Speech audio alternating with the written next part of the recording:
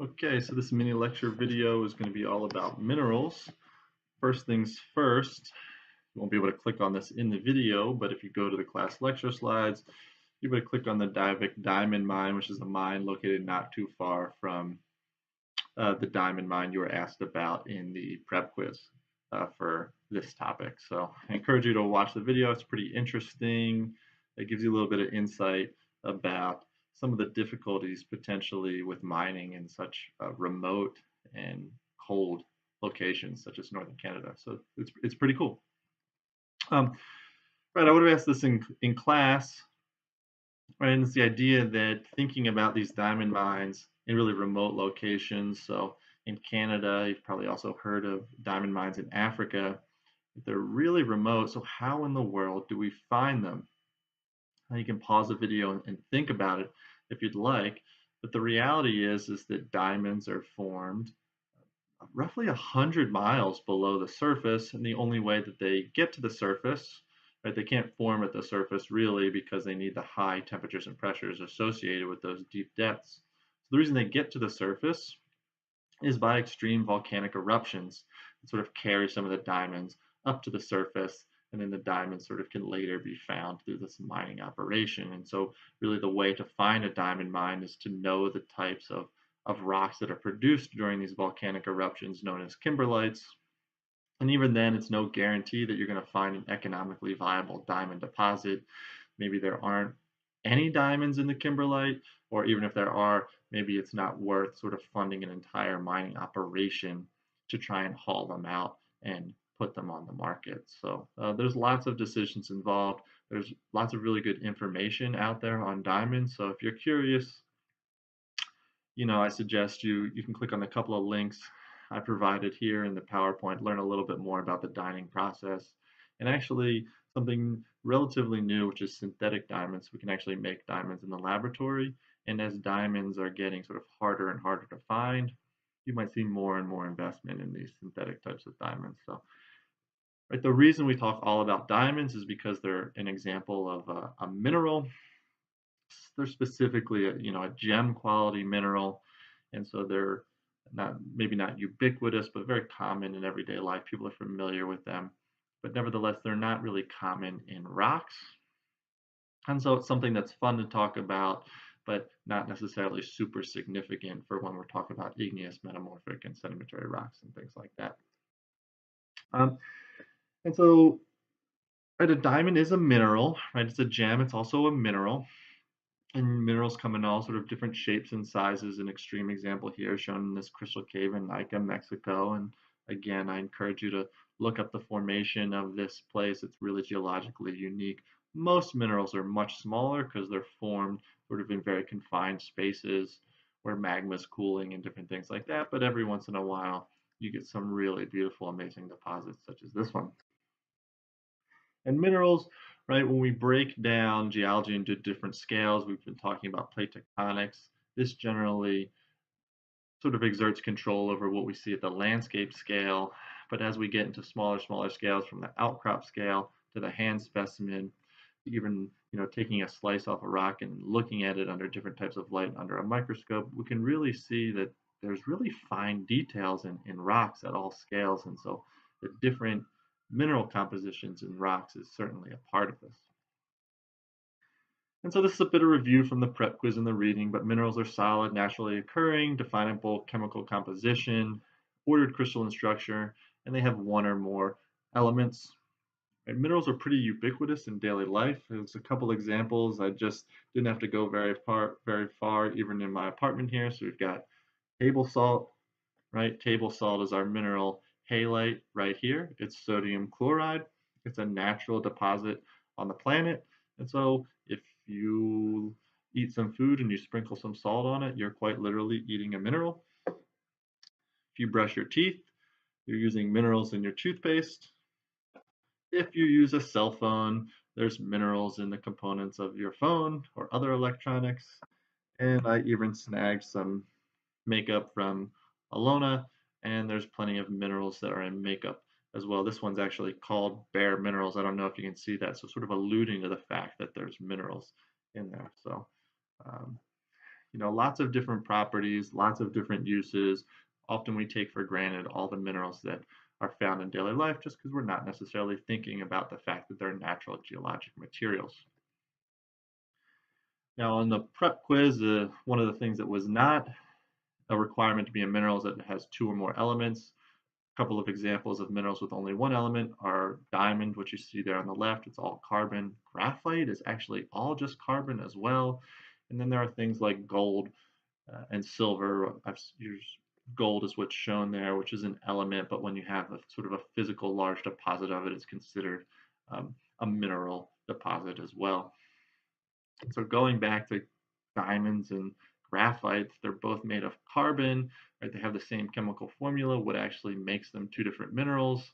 And as you can see in the lower images there, it's actually their crystalline structure. So a diamond is really beautiful and it's really durable and robust. That's because the carbon atoms are all uh, bonded to one another with really strong bonds, versus the graphite has some of these strong bonds as well. There's also really weak bonds that are connecting some of the sheets of the strong bonds. And so that's why it's used as things like pencils, where it rubs off really, really easily. So, right, lots of different things can lead to different mineral properties, certainly composition, but another one is also the way that the actual atoms are bonded together to one another.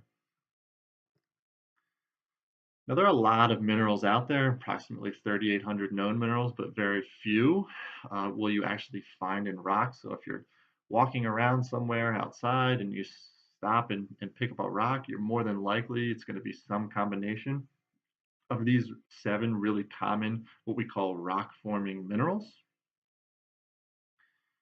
And if we want to look at an example of this, we can go to Yosemite Valley, a beautiful national park in California, the iconic Half Dome propped up there and on the ridge. If we actually zoom into the rock of Half Dome, the rock known as a granodiorite, you can see all these different colors in the rock and they represent different minerals. So starting in the upper left-hand side there, we've got the quartz, which is sort of the gray, white, glassy minerals in here. Then we've also got feldspar, which in the image that just popped up is pink, but can also be white and opaque. And so we see lots of that in here. And then we have the darker minerals known as amphibole and biotite, which are in here as well. So just underscoring the fact that, you pick up any rock off the ground, it's probably going to be some combination of these really common rock forming minerals, right? Chances are you're not going to pick up a rock and find a diamond in it or a bunch of gold in it. If you do, you're extremely lucky. And a bit of an interlude here, because this was covered in the textbook and in the prep quiz, is the idea of minerals versus gems. And so, what is a gem versus what is a mineral? And the idea is generally that most gems are minerals, and they're pretty much aesthetically pleasing and potentially rare versions of certain minerals. But individual gems aren't necessarily always different minerals. And what I mean by that is, I'll give you an example. So if we take the mineral beryl there with its chemical formula, depending on whether this beryl has trace amounts of manganese, iron, or chromium, sort of packed onto this base formula. So this is certainly what the chemical composition is, but you can have sort of really minor amounts of trace elements in here that will actually give the mineral beryl a different color. And depending on these different colors, it can be used for a variety of gems that have different names. So morganite, aquamarine, and emerald, these are all different types of gems, but they're simply just different versions of the same mineral. And corundum is another example, right? Sapphire and ruby, these are just different versions of the mineral corundum. So just to differentiate what is a gem and what is a mineral. Right? Even if you probably think of diamonds being nice and shiny and things like that. If you pull a diamond out of the ground, it's not going to look like that. It's going to look kind of rough like the sapphire in the middle, and it's only after it's been cut and polished that it looks really, really nice and can be used for jewelry. So it's an important thing to keep in mind. A big, brilliant diamond doesn't come out of the ground the same way it looks when it's on a piece of jewelry. So how do minerals form? They form in three ways. You can either get a mineral deposit that results after water evaporates. Uh, Most rocks in Earth's crust, and therefore lots of minerals, form from cooling of a melt, right? So magma cools, minerals solidify. You can also have a process of metamorphism, sort of creating minerals out of this pre-existing substances. A carbon being metamorphosed to form diamond is one example. And here's a nice image of this diamond stability zone down here. So down here, heat and pressure are so high that you can actually take carbon atoms and combine them in such a way to actually form the mineral diamond. And then we have our sort of deeply sourced eruptions that can bring these diamonds to Earth's surface. It's a bit of a clicker question here, even though it's a video, but you can take a second to think about this. Pause the video if you'd like. But what is the most abundant element in Earth's crust and the most abundant element in the entire Earth? And the reason we ask this question is because it has implications for the type of minerals that we find in these various locations in the Earth. The correct answer here is oxygen is most abundant in Earth's crust and iron is most abundant in the entire Earth. And that's because iron is so concentrated in the core that it ends up being overall the most abundant element in the entire Earth. And we can see common elements in the Earth's crust here, right? So mostly silicon and oxygen, with lesser amounts of aluminum and iron and some other things as well.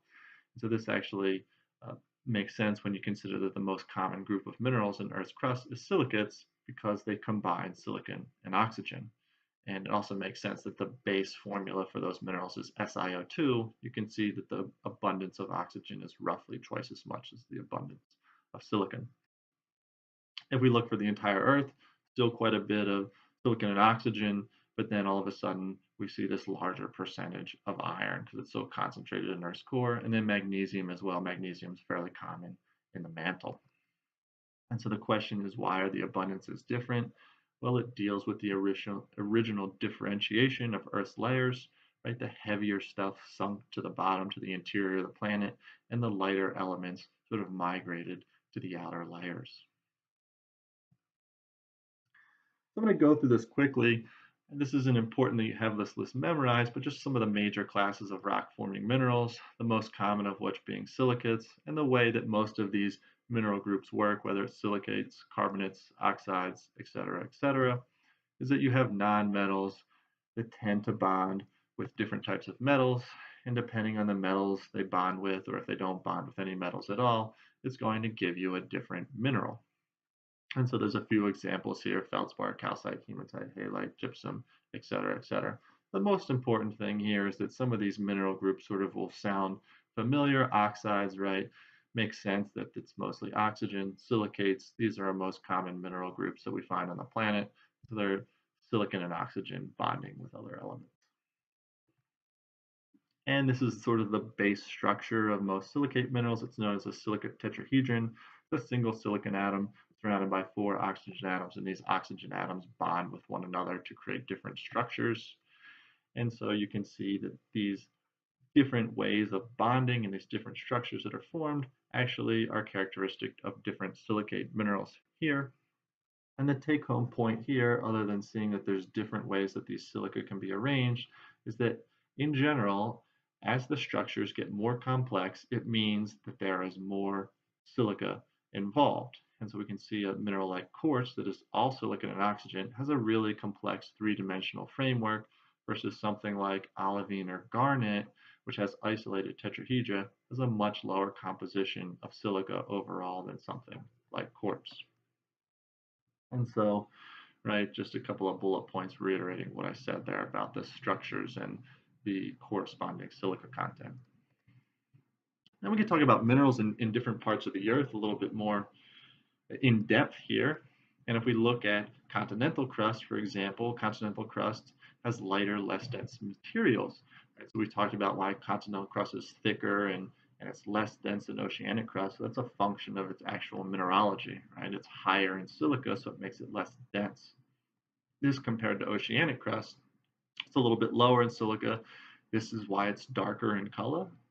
Silica uh, minerals that are rich in silica tend to be a bit lighter, so oceanic crust is a little bit lower in silica, and there it's darker, and it's also the reason it's more dense. And the combination of silica and oxygen is a relatively light one, so it should make sense that as you move outward to these lighter, less dense layers, you're going to have a greater proportion of silica in them. You can move on to the mantle, which is rich in iron and magnesium, and then finally the core where iron and nickel is. So those are the main constituents of the earth layers and the minerals that we find there. The one question I pose is which earth layer has the greatest variety of minerals and why is this the case? So if you'd like to pause the video and think about this. The answer, generally speaking, is going to be the outermost layer, the crust. And the reason this is because there's lots more light stuff than there is heavy stuff. So if you think about the core, it's mostly iron, maybe some nickel. There's not a whole lot of combinations of minerals you can make with those limited materials. But because we have sort of an abundance of light elements in the crust, there's all sorts of different combinations. You can come up with all sorts of different minerals. So there's a much greater variety than the crust than in the interior of the earth. And so it gives us a really diverse suite of rock types and minerals and all sorts of different things that characterize the outer layer of Earth's surface. So that's a wrap for minerals. Hope you enjoyed it.